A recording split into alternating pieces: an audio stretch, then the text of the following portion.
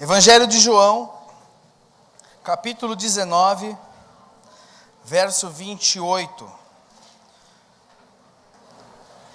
Nessa noite nós vamos ouvir sobre as declarações que a mesa do Senhor faz, as declarações que eu e você fazemos todas as vezes em que nos reunimos em volta da mesa para cearmos em memória do nosso Senhor. Amém? Evangelho de João, capítulo 19, verso 28. Vamos orar antes de ler.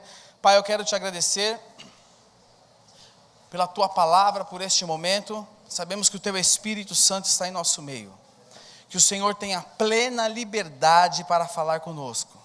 Que o Senhor tenha liberdade para nos mostrar a tua vontade nessa noite. Fala conosco, Senhor.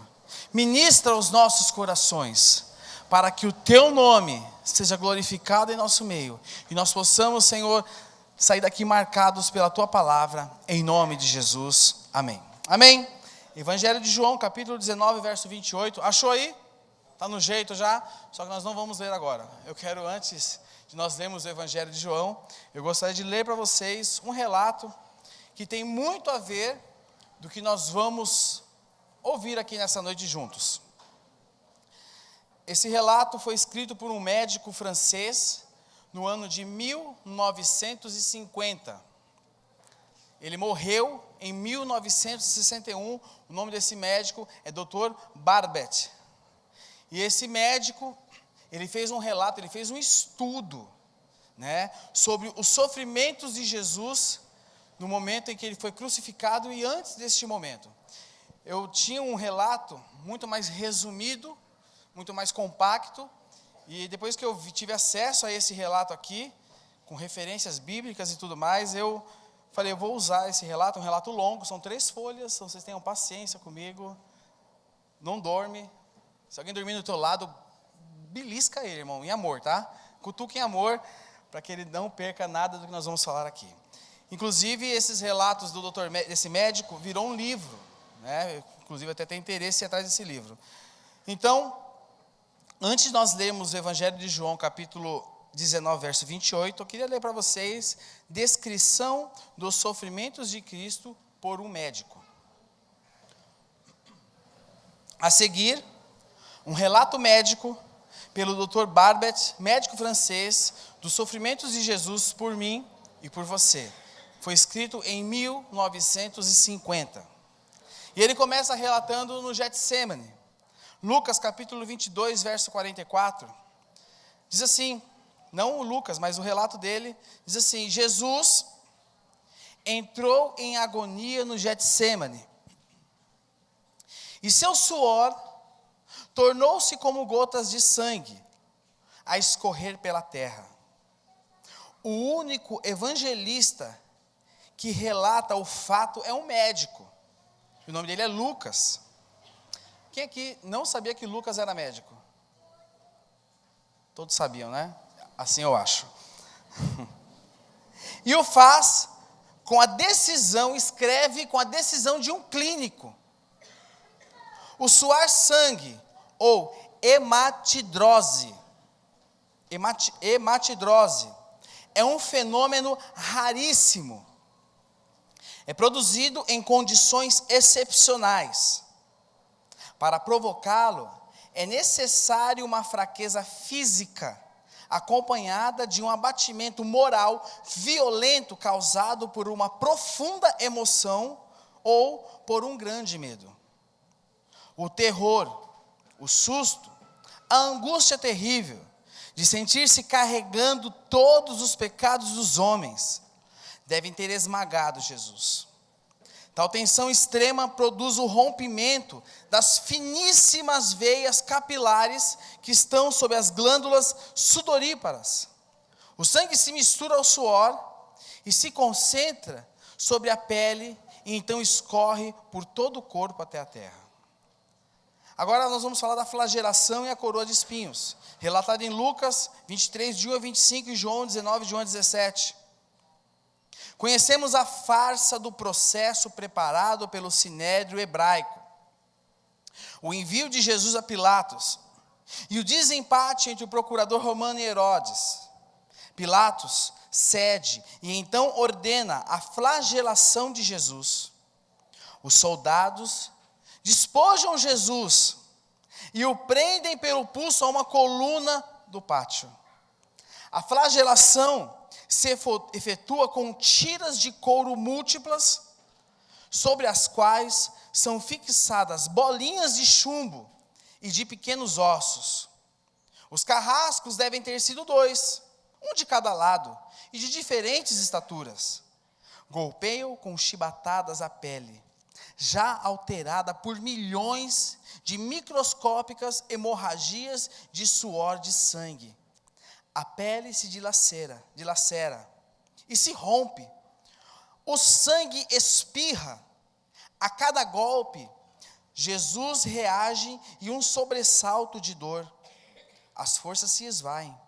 Um suor frio lhe impregna a fronte. A cabeça gira em uma vertigem de náusea. Calafrios lhe correm ao longo das costas.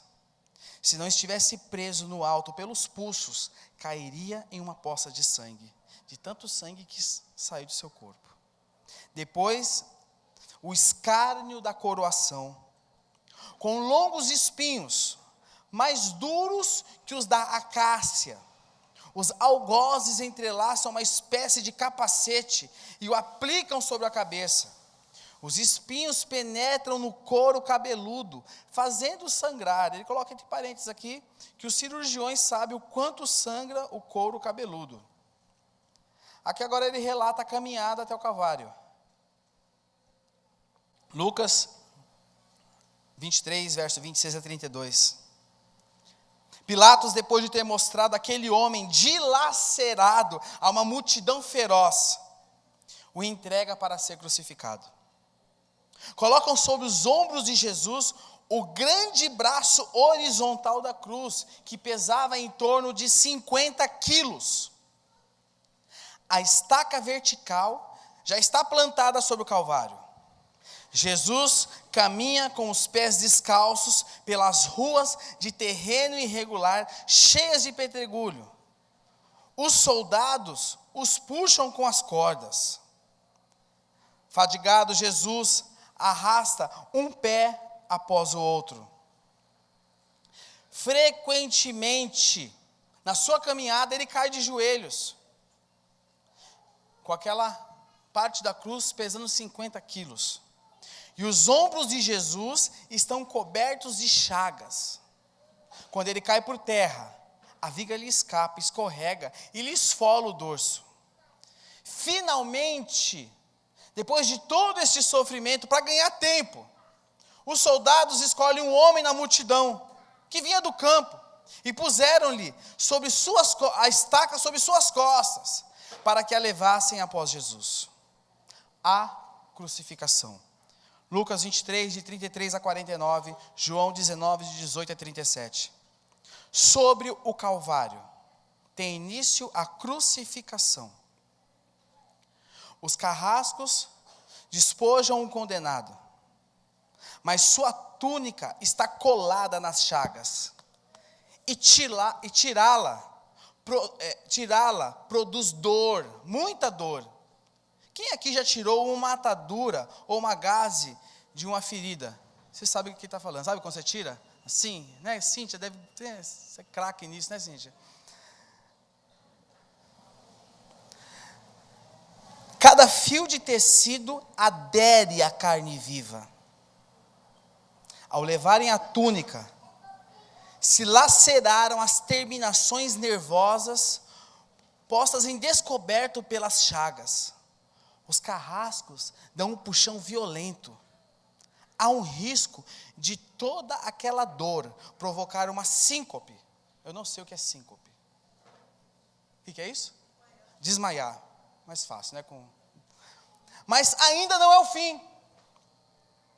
O sangue começa a escorrer.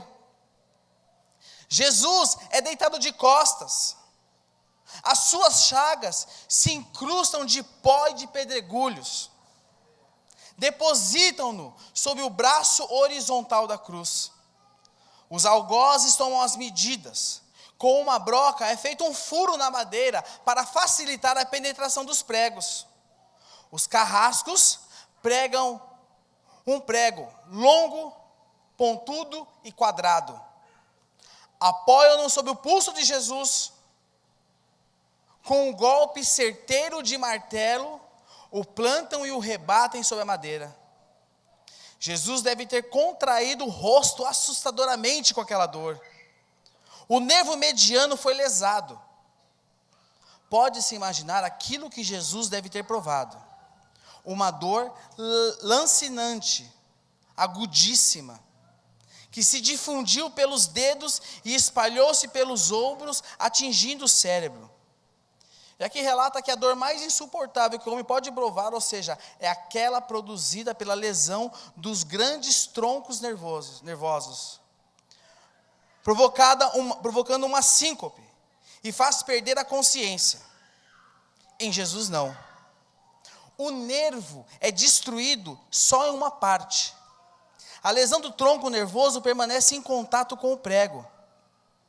Quando o corpo for suspenso na cruz, o nervo se esticará novamente, fortemente, com uma corda de violino esticada sobre a cravelha.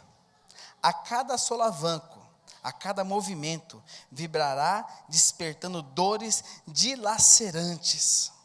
Um suplício que durará horas. O carrasco e seu ajudante empunham as extremidades da trava, elevam Jesus colocando o primeiro sentado e depois em pé, consequentemente fazendo tombar para trás, o encostam na estaca vertical, depois rapidamente encaixam o braço horizontal na cruz sob a estaca vertical. Os ombros da vítima esfregam dolorosamente sobre a madeira áspera. As pontas cortantes da grande coroa de espinho penetram o crânio. A cabeça de Jesus inclina-se para a frente, uma vez que o diâmetro da coroa o impede de apoiar-se na madeira. Cada vez que o mártir levanta a cabeça, recomeçam as pontadas agudas de dor. Pregam-lhe os pés. As horas na cruz. Jesus tem sede. Não bebeu desde a tarde anterior. Seu corpo é uma máscara de sangue. A boca está semiaberta e o lábio inferior começa a pender. A garganta seca lhe queima, mas ele não pode engolir. Ele tem sede. Um soldado lhe estendendo sobre a ponta de uma vara, uma esponja em bebida ácida em uso entre os militares. Tudo aquilo é uma tortura atroz. Um estranho fenômeno se produz no corpo de Jesus. Os músculos dos braços se enrijecem, e uma contração que vai se acentuando. Os deltoides, os bíceps esticados e levantados, os dedos se curvam. É como acontece a alguém ferido de tétano. Isso que os médicos chamam de tetania. Quando os sintomas se generalizam, os músculos do abdômen se enrijecem em ondas imóveis. Em seguida, aqueles entre as costelas, os do pescoço e os respiratórios. A respiração se faz pouco a pouco mais curta. O ar entra com um sibilo, mas não consegue mais sair. Jesus respira com o ápice dos pulmões. Ele tem sede de ar, como um asmático em plena crise. Seu rosto pálido, pouco a pouco se torna vermelho. Depois se transforma num violeta púrpura. E enfim, em cianítico. Jesus é envolvido pela asfixia. Os pulmões cheios de ar não podem esvaziar-se. A fronte está impregnada de suor, os olhos saem fora de órbita. Mas o que acontece? Lentamente, com um esforço sobre-humano, Jesus toma um ponto de apoio sobre o prego dos pés, esforça-se a pequenos golpes, se eleva aliviando a tração dos braços, o músculo do tórax se distende, a respiração torna-se mais ampla e profunda, os pulmões se esvaziam e o rosto recupera a palidez inicial. Por que este esforço? dentre tanto sofrimento, por que esse esforço? Porque Jesus quer falar. E ele fala o seguinte, a primeira palavra dele na cruz: Pai, perdoa-lhes, porque eles não sabem o que fazem. Logo em seguida, o corpo começa a afrouxar-se de novo e a asfixia começa, ela recomeça. Foram transmitidas 7 frases pronunciadas por ele na cruz. Cada vez que quer falar, ele tinha que elevar-se tendo como apoio os pregos dos pés. Que tortura, meus irmãos. Atraídas pelo sangue que escorre e pelo coagulado, atraídas pelo sangue coagulado que escorre, acho que é isso que quer dizer, enxames de moscas zunem ao redor do seu corpo, mas ele não pode enxotá-las. Pouco depois, o céu escurece, o sol se esconde, de repente a temperatura diminui, logo serão 3 da tarde. Todas as suas dores, a sede, as cãibras, a asfixia, o latejar dos nervos medianos, lhe arrancam um lamento. Deus meu, por que me abandonaste? E Jesus dá o seu último suspiro.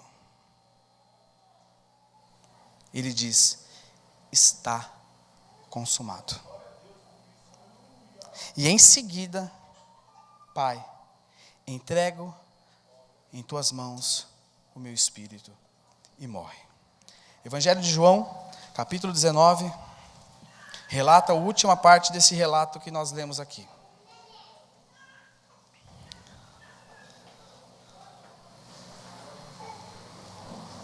Diz assim: mais tarde, sabendo então, só para recapitular, isso que nós estamos lendo é o finalzinho desse sofrimento todo. Eu não sei te dizer se foi mais ou se foi menos, mas eu creio que foi mais. E no finalzinho, isso nós vamos ler o finalzinho disso que nós lemos no sofrimento. Mais tarde, sabendo então que tudo estava concluído, para que as escrituras se cumprissem, Jesus disse: tenho sede. Estava ali uma vasilha cheia de vinagre. Então embebederam uma esponja nela e colocaram a esponja na ponta de um caniço de sopo e a ergueram até os lábios de Jesus. Tendo provado, Jesus disse: está consumado. Com isso, curvou a cabeça e entregou o Espírito.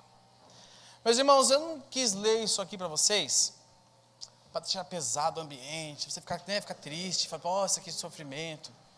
Mas eu quis ler isso aqui para nós entendermos um pouco da realidade do que foi feito na cruz por mim e por você. Muitas vezes nós não entendemos a realidade da cruz do Calvário nas nossas vidas, nós não entendemos aquilo que foi feito, nós não entendemos as ações que a cruz pode ter na minha vida e na sua vida. Muitas vezes a cruz é somente uma alegoria da igreja, não, mas a cruz ela tem muito a ver, não somente a cruz, mas a palavra da cruz, aquilo que Jesus fez na cruz do Calvário por mim e por você.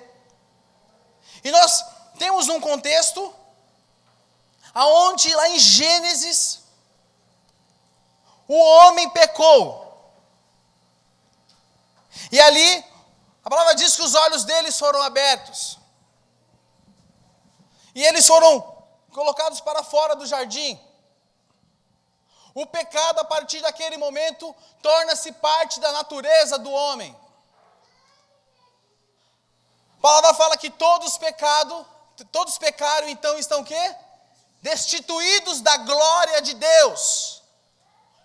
Todos pecaram, mas eu e você não estavam, todos pecaram, porque Davi fala lá em Salmo 51, verso 5, sei que sou pecador desde que nasci, sim, desde que me concebeu minha mãe.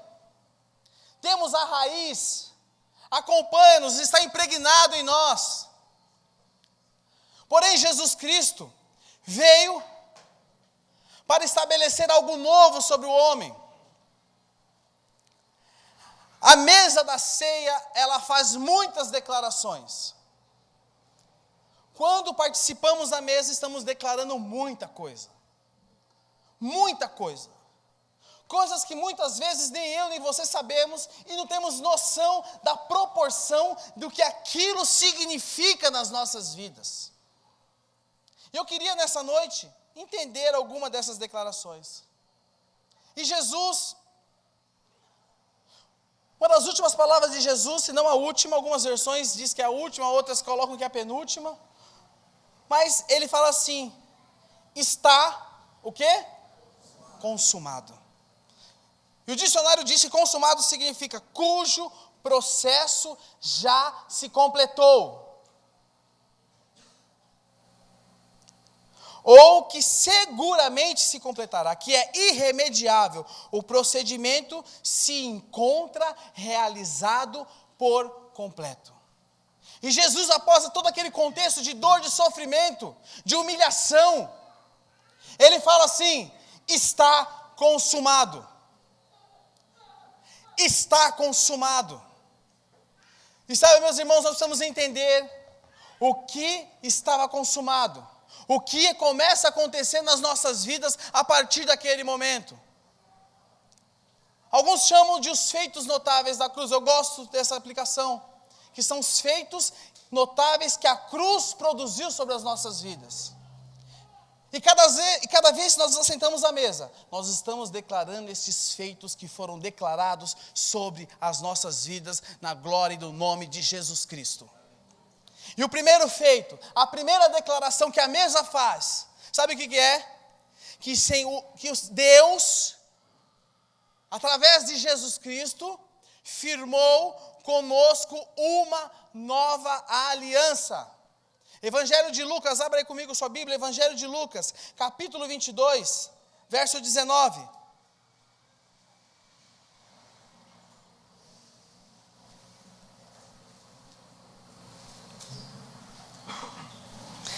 Evangelho de Lucas, capítulo 22, verso 19. Todas as vezes que nós nos assentamos à mesa, nós estamos declarando que Ele firmou conosco uma nova aliança. E diz assim o Evangelho de Lucas: tomando o pão, deu graças, partiu e deu aos discípulos, dizendo: isto é o meu corpo dado em favor de vocês. Façam isto em memória de mim. Verso 20. Da mesma forma, depois da ceia, tomou o cálice, dizendo: este cálice, o que é? A nova aliança no meu sangue, derramado em favor de vocês. E para nós entendermos um pouquinho do que é essa nova aliança, superficialmente, eu vou lhe apontar algumas coisas do que era a velha aliança. Porque eu só entendo a nova quando eu conheço a velha. Então, a velha aliança, ela era baseada no comportamento humano, no comportamento de obediência ou desobediência. E este comportamento determinaria bênção ou maldição sobre a vida da pessoa. Isso você consegue ler lá em Deuteronômio, capítulo 28, lá atrás, trata das bênçãos e das maldições, em decorrência da bênção e da obediência e da desobediência. Mas a garantia desta aliança, da velha aliança, sabe o que era? Era baseada no sangue de animais, que sinalizando o quê? A morte daquele animal, eu estava sendo redimido do meu pecado. Isso, Êxodo, capítulo 24, vamos ler, abra sua Bíblia lá em Êxodo, capítulo 24.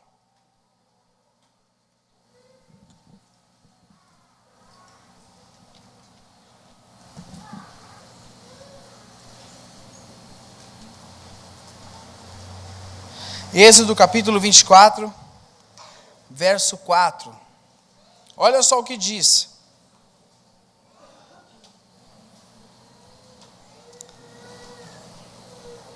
Êxodo 24, 4 diz assim: Moisés então escreveu tudo o que o Senhor dissera.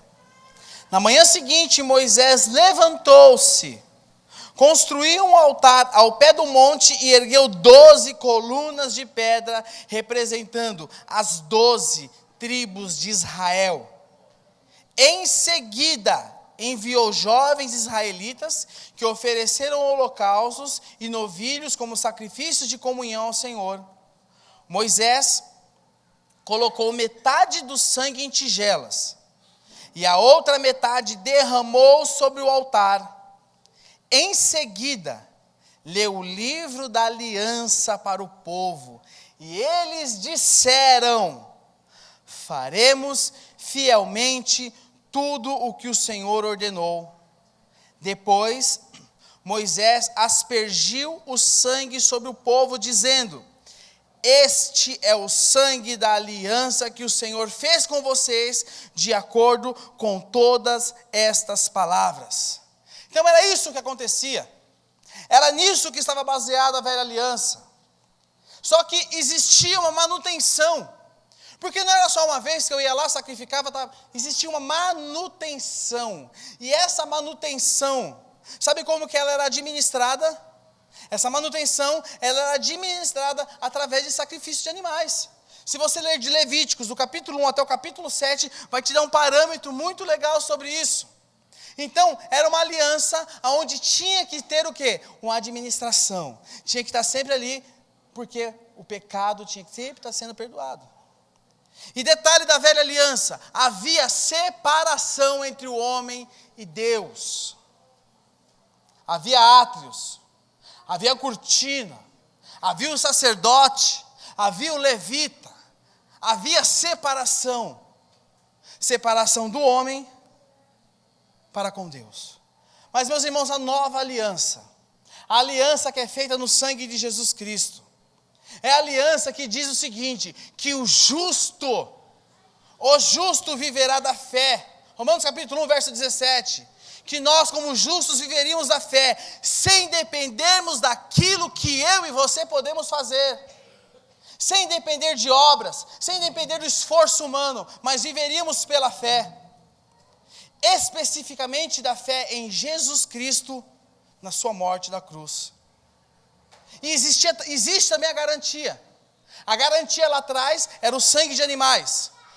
A garantia hoje é o sangue de Cristo. E não existe mais a administração disso, porque o sangue de Cristo foi derramado na cruz do Calvário, e eu e você fomos lavados e remidos por Ele eternamente. Não é necessário mais fazer, tem que ser... Não, fomos lavados e remidos no sangue dEle eternamente. E detalhe, o homem estava longe de Deus. Havia separação. No momento em que Jesus Cristo morreu, a cruz do templo, a cortina do templo, a cortina do templo foi rasgada. E sabe o que isso quer dizer, meu irmão? Que eu e você temos livre acesso ao Pai.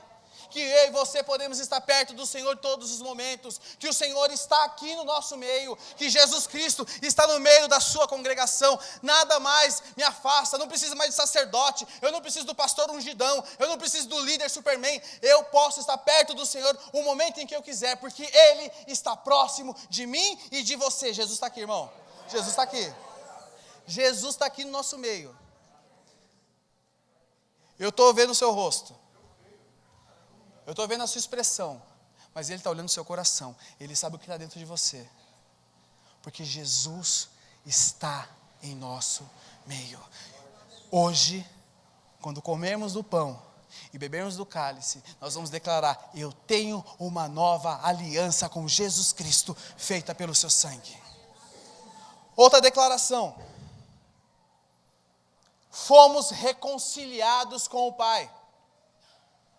Abra sua Bíblia comigo em Colossenses capítulo 1, verso 20.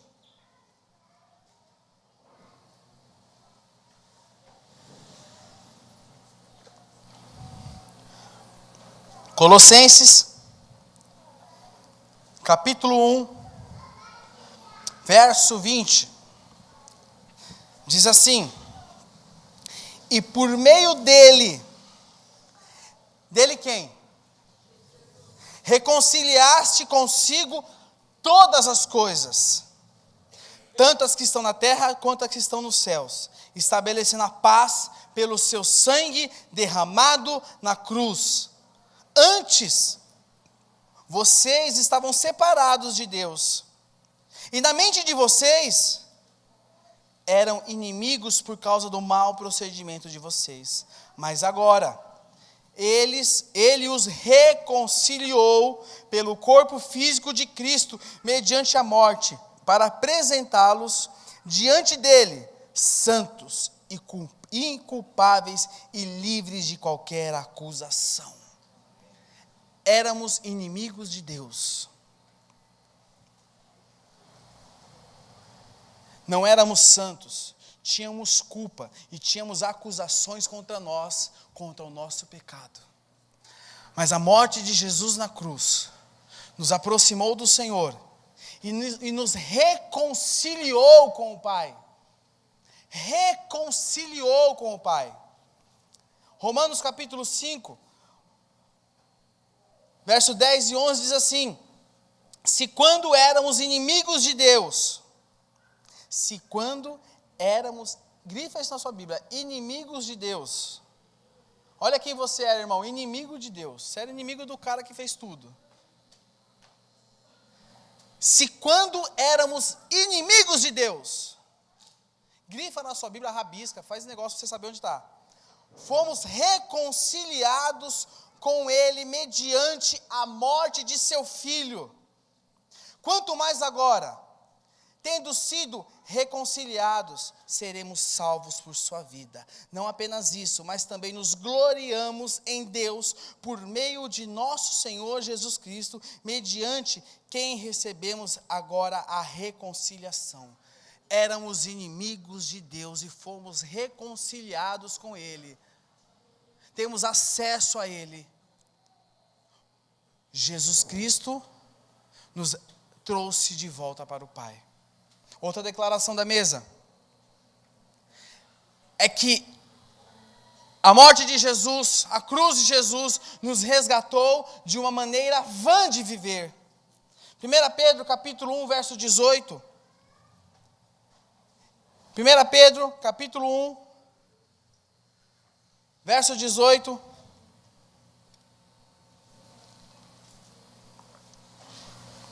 Diz assim: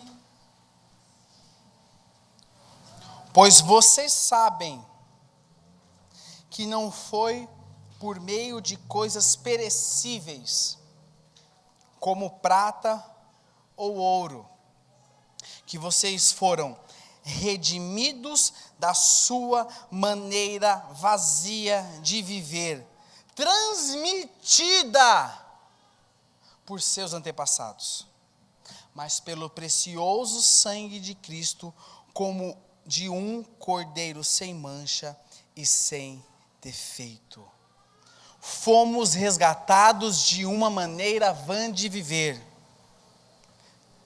Romanos capítulo 12, verso 2 diz, para nós transformarmos-nos pela renovação do quê? Da nossa mente. E essa renovação da nossa mente, ela vai se manifestando nos mínimos detalhes do nosso dia a dia. E eu gostaria de ler com vocês agora Efésios capítulo 4. Efésios capítulo 4, verso 22. Olha do que nós fomos resgatados. Nós vamos ler do 22 ao 32. Quanto à antiga maneira de viver, presta atenção, a antiga maneira de viver é a maneira de viver do velho homem, o homem sem Deus, o homem que não conheceu a Cristo, o homem que não passou pelo processo de salvação, de regeneração, pelo novo nascimento. Então aqui fala, quanto à antiga maneira de viver, vocês foram ensinados a despir-se do velho homem, que se corrompe por desejos enganosos, a serem renovados no modo de pensar, e a revestir-se do novo homem, Esse novo homem, ele foi criado para quê? Para ser semelhante a Deus em justiça, em santidade, provenientes da verdade. Verso 25. Portanto, cada um de vocês, olha só o que ele está falando. Olha só o que o apóstolo Paulo está falando. Portanto, cada um de vocês deve abandonar. O que é abandonar? É guardar? Abandonar é colocar no fundinho do guarda-roupa, porque um dia eu pego essa roupa para usar. Você tem aquela roupa que você quer usar um dia, quando emagrecer? Eu tenho um monte lá. E em nome de Jesus eu vou usar. Você tem aquela roupinha que você guardou? Não é para guardar, é para abandonar. Ele fala assim, abandonar. Abandonar. Agora, onde eu estava? Aqui. Abandonar o quê? A mentira. Isso, a mentira faz parte da maneira vã de viver. Abandone a mentira e fale a verdade ao seu próximo. Pois todos somos membros de um mesmo corpo. E esse corpo é a igreja de Jesus Cristo. Eu e você somos membros do mesmo corpo. Quando vocês ficarem irados, o que é para fazer? Não pequem. Apaziguem a sua ira antes que o sol se ponha. E não deem lugar ao diabo. O que furtava, não furte mais. Antes trabalhe, fazendo algo de útil com as mãos, para que tenha o que repartir com quem estiver em necessidade. Trabalhe para exercer a generosidade. Nenhuma palavra torpe saia da sua boca. O que é a palavra torpe? O que é a palavra torpe? Pode falar, irmão. Nenhuma palavra torpe. Mas não pode nem assim, disfarçando, não. Pode nem um palavrão. Lembra aqueles dos palavrões fofinhos que tinha antes? Nem palavrão fofinho pode. Nenhuma palavra, meu irmão, não é? Nenhuma. Fala comigo, nenhuma. Nenhuma. Mas e quando eu estiver bravo? Nenhuma. Nenhuma palavra. Abri um parênteses aqui, abri de manhã, eu preciso abrir de novo agora aqui. Vou pegar leve porque está gravando, né? Irmãos, deixa eu digerir melhor o que eu vou falar. A rede social virou um local...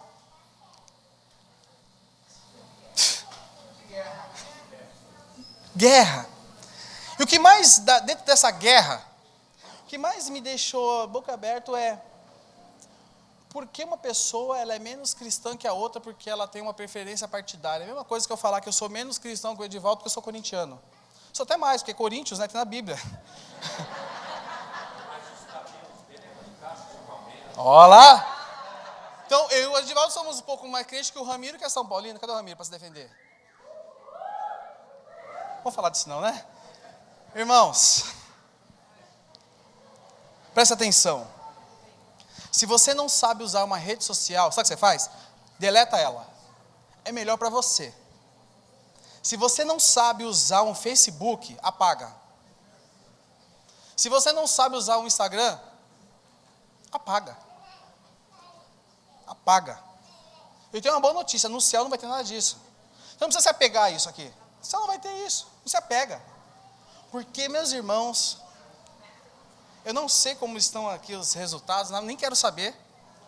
Mas essa eleição serviu para ver muita coisa. Um raio-x de muita coisa foi exposto. Pessoal, você toma cuidado, vigia. Vigia. Vigia. Voltando à leitura. Nenhuma palavra torpe saia da boca de vocês. Mas olha só. Que só saia da sua boca o que for útil para edificar os outros. Glória a Deus. Conforme a necessidade, para que conceda graça aos que ouvem. Não entristeçam o Espírito Santo de Deus. Sabia que dá para entristecer o Espírito Santo? a Bíblia, o apóstolo Paulo falou. Qualquer reclamação que vocês tenham, se vocês for para o céu, reclama com o apóstolo Paulo. Nada a ver comigo, viu, irmãos? Não inventei nada aqui. Reclama lá no céu. Com o qual vocês foram selados para o dia da redenção. Livrem-se de toda amargura, indignação, ira, gritaria, calúnia, bem como de toda maldade. Sejam bondosos e compassivos uns para com os outros, perdoando-se mutuamente, assim como Deus os perdoou em Cristo. Você, quando senta-se à mesa, você está declarando que Jesus Cristo te resgatou desta maneira de viver. Isso não cabe mais em você. Outra coisa que Jesus fez na cruz, que quando nos assentamos à mesa estamos declarando, que Ele despojou principados e potestades. Colossenses capítulo 2, verso 15, diz assim: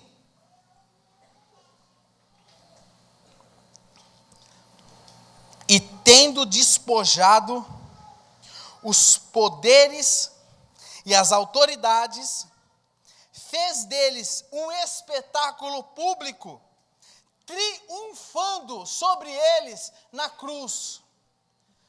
Despojar, despojo, é um termo militar, para vocês entenderem o que está acontecendo aqui, é um termo militar muito usado no Antigo Testamento. Por exemplo, quando Acã mexeu na capa babilônica, o que era aquela capa? Aquela capa era um despojo de guerra.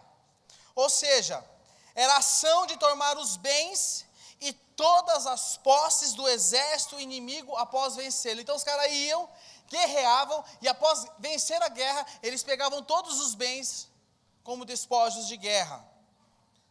Agora a palavra fala que se Jesus despojou os principados e as potestades, quais eram as posses que Jesus tomou deles? Porque Jesus venceu na cruz, certo ou errado? O que Jesus tomou deles?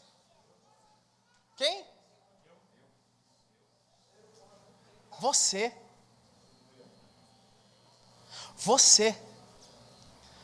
Você é despojo de uma guerra espiritual vencida nas regiões celestiais por Cristo Jesus. Você é despojo de guerra. Você foi conquistado na cruz do Calvário por Jesus Cristo. Você pertencia ao império das trevas.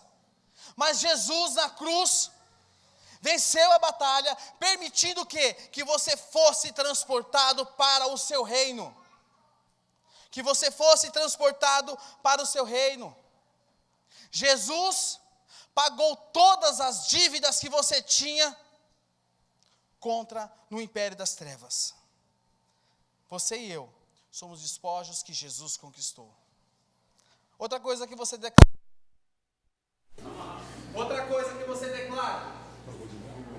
Sabe o que é? Você declara que Ele, estão me ouvindo aí? Estão ouvindo? Sim. Que Ele derramou o Espírito e deu dons aos homens.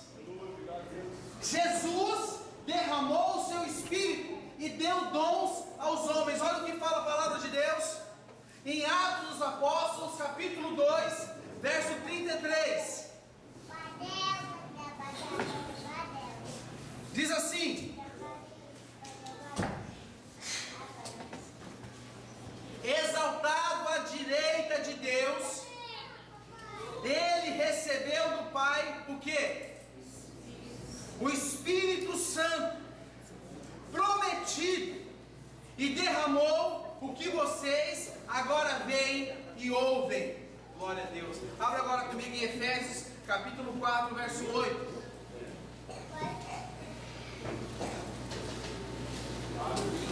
Efésios capítulo 4, verso 8.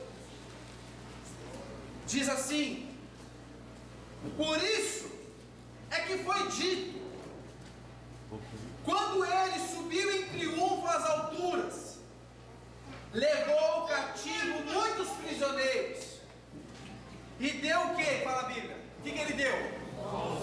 Deu dons aos homens. Presta atenção. Eu e você está espiritualmente mortos. Nós estávamos espiritualmente mortos.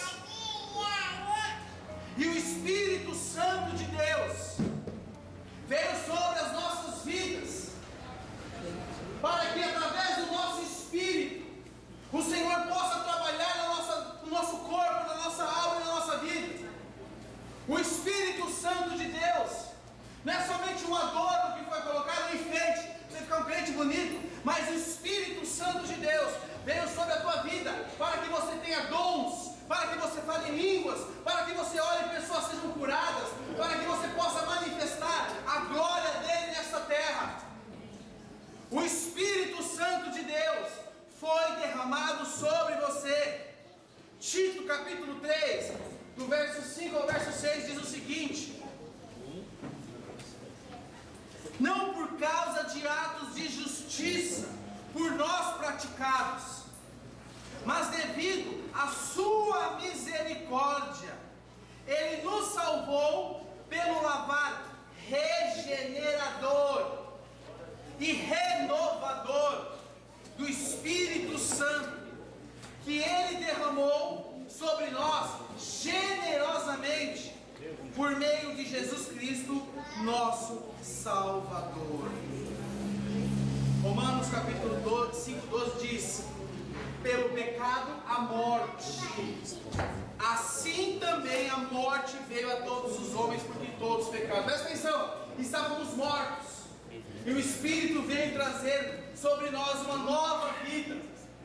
Eu queria te falar algo: o Espírito Santo de Deus está sobre a sua vida. Amém.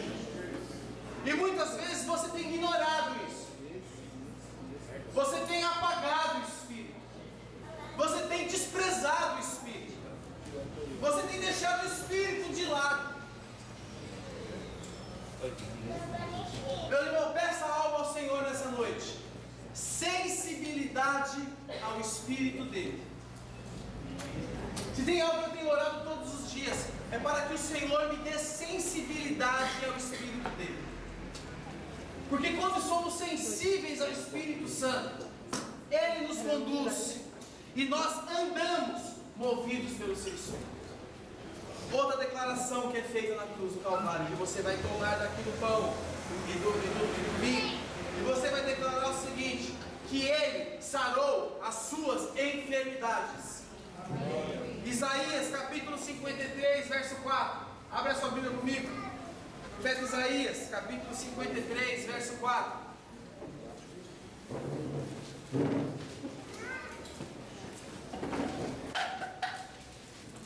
Isaías 53, verso 4 e 5.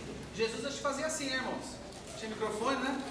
Então eu estou próximo, né? São Paulo, Pedro. Fazia assim, né? Pedro pregou para quantos homens lá?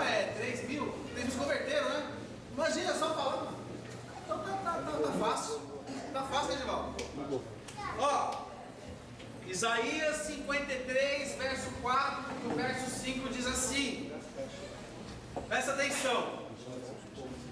Nós lemos Isaías 53 como se fosse gibi da Mônica. A gente não presta atenção no que nós estamos lendo. Isso aqui é verdade sobre a sua vida. Isso aqui é verdade sobre a sua vida. Diz assim, ó: certamente Ele tomou sobre si as nossas enfermidades. Vou falar mais baixo. E sobre si levou as nossas doenças. Contudo, nós o consideramos castigado por Deus atingido e afligido. Mas Ele foi transpassado por causa das nossas transgressões, foi esmagado por causa das nossas iniquidades. O castigo que nos trouxe paz estava sobre Ele, e pelas suas feridas você foi curado. Repita assim comigo: pelas suas feridas, pelas feridas de Jesus, eu fui curado. Amém? 1 Pedro capítulo 2, verso 24 fala que pelas feridas de Jesus, nos afirmando que pelas feridas de Jesus nós fomos curados. Você já está curado no nome de Jesus. Eu não sei qual a sua enfermidade, eu não sei o que você tem passado, eu não sei onde você está com dor, eu não sei o que você está passando, se é na alma, se é no corpo, eu não sei qual é a sua enfermidade, mas eu queria te afirmar que você já está curado, porque você foi curado pelas feridas de Jesus na cruz do Calvário, e quando você se assenta à mesa, você declara: eu já fui curado em nome de Jesus. Glória a Deus, você já foi curado. Essas verdades, meus irmãos, nós declaramos todas as vezes em que nós nos assentamos à mesa. E tem muito mais coisa, muito. Só de cara, eu vi uns 20 e pouco. Se eu precisasse achar mais. Declarações poderosas, que tem o poder de mudar a tua vida, mudar o teu relacionamento com o próximo. Declarações poderosas que podem fazer a diferença na sua vida. Eu não sei, dentro dessas declarações, o que você não está vivendo, o que não é verdade para você, mas eu queria te falar algo. A partir do momento que Jesus Cristo te resgatou, te salvou, te libertou, tudo isso aqui é verdade na sua vida, basta você colocar em prática e viver. Queria convidar que você fechasse seus olhos no seu lugar.